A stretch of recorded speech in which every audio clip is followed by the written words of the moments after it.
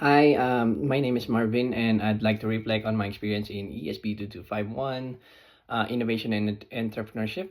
So, one moment that changed how I think about creativity or innovation was when I started combining these two different skills from my life, the custom t-shirt printing, art, and cell phone repair into one business idea for my project.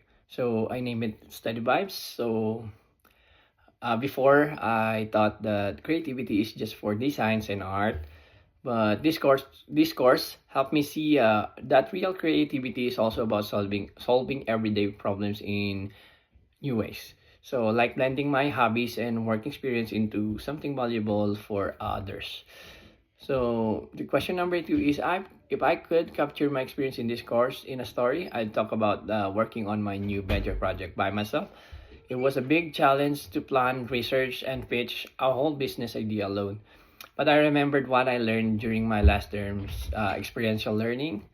Um, I'm those getting hands-on and stepping outside my comfort zone. That experience gave me a confidence and belief that I could do it. So I even practiced my pitch with my wife to help prepare in the end. So I felt proud. I felt proud for how far I came on my own. So thank you for that.